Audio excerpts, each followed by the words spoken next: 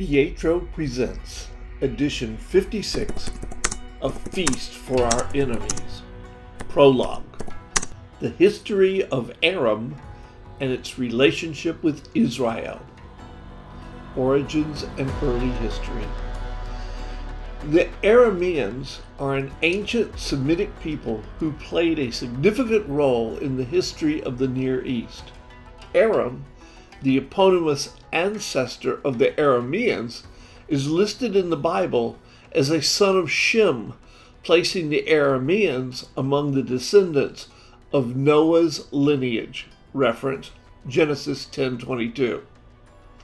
Additionally, the name Aram appears as a grandson of Nahor, Abraham's brother, suggesting a deep-rooted connection between the Arameans and the patriarchal narratives in the Hebrew Bible. Bethuel, the father of Laban and Rebekah, is referred to as the Aramean, highlighting the familial ties between the Arameans and some of the key figures in Israel's ancestral stories. The Wandering Aramean. Deuteronomy 26:5 presents a liturgical formula that encapsulates the nomadic nature of the Arameans. Arami Obed Abi, translated as, "My father was the wandering Aramean." This phrase reflects the migratory lifestyle of the Arameans, who, like many Semitic tribes of the time, moved across the region in search of pastures and trade opportunities. Balaam, a prophet from the region of Aram, also identifies himself with this group, further establishing the geographical and cultural boundaries of the Arameans. Reference Numbers 23:7. Interaction with the Israelites.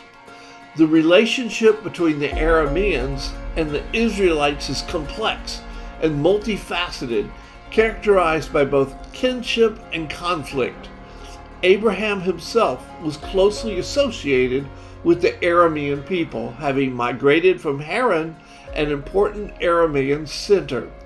Despite Abraham not being a direct descendant of Aram, his identification with the Aramean culture is significant in understanding the interconnectedness of these ancient peoples. As the Israelites settled in Canaan, their interactions with the Arameans became more pronounced. The biblical narrative recounts various conflicts and alliances between the two groups.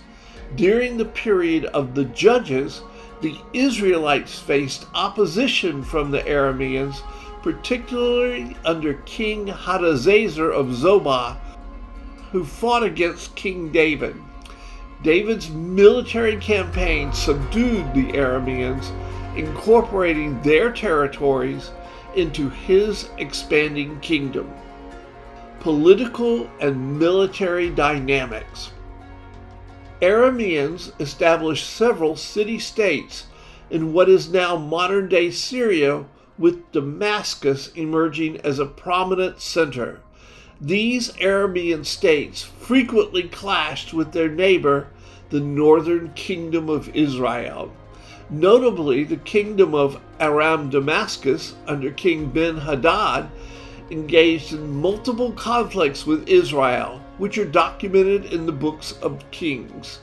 The Arameans at times formed coalitions with other regional powers, including the Ammonites and Moabites, to counterbalance Israelite influence. The Aramean-Israelite hostilities reached a peak during the reigns of Ahab and his successors. The protracted wars saw both victories and defeats on either side, with significant battles like the Siege of Samaria and the Battle of Aphek. Reference 1 Kings 20. These conflicts were not solely destructive, they also facilitated cultural exchanges and influenced the political landscape of the region. The beginning of our story, where Elisha traps the Arameans. When the king of Aram was at war with Israel, he would confer with his officials and say, "We will mobilize our forces at such and such a place."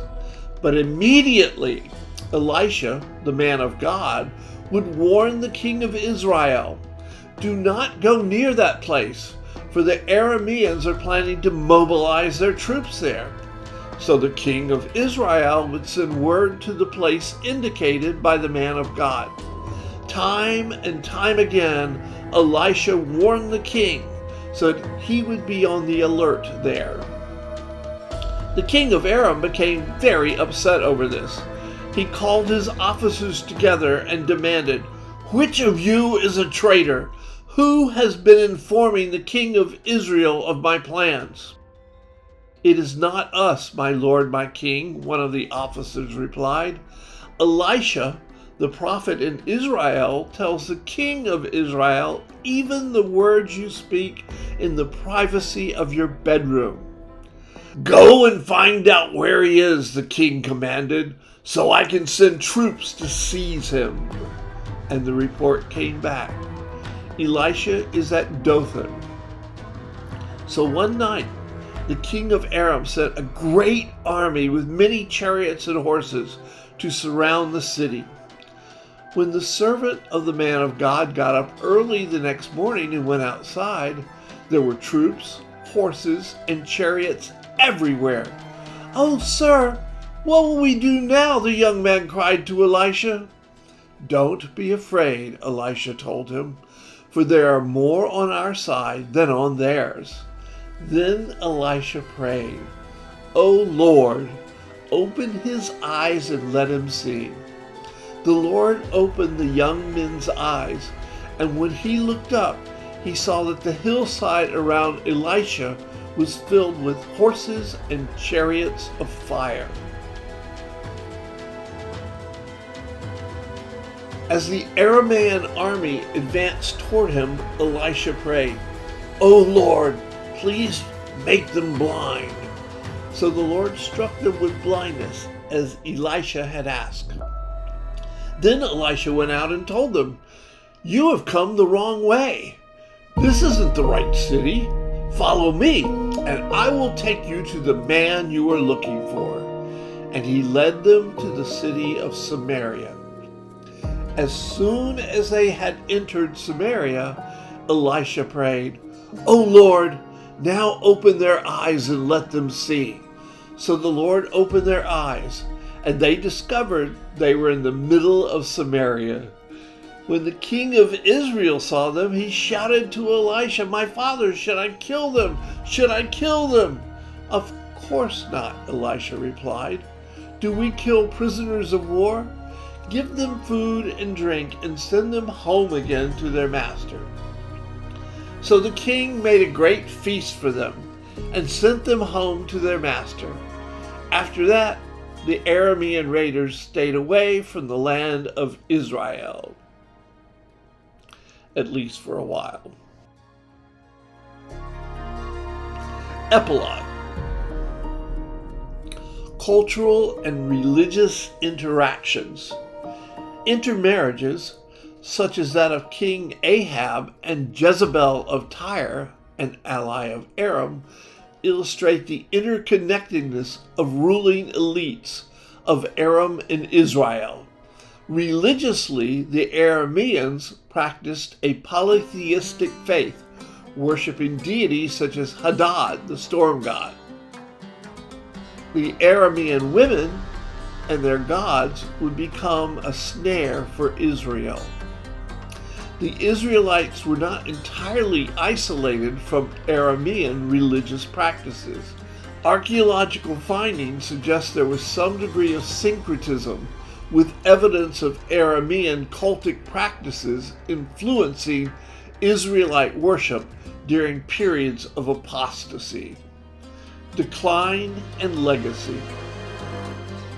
The decline of the Aramean states began with the rise of the Neo-Assyrian Empire in the 9th century BC. The Assyrians, under rulers like Tiglath-Pileser III, conquered Aramean territories, including Damascus, thereby diminishing Aramean political power. Despite this decline, the Arameans left a lasting legacy in the Near East. Their language, Aramaic, became the lingua franca of the language, deeply influencing the culture and administration of subsequent empires, including the Assyrians, Babylonians, and Persians. The end. Ahui ho, and may God bless.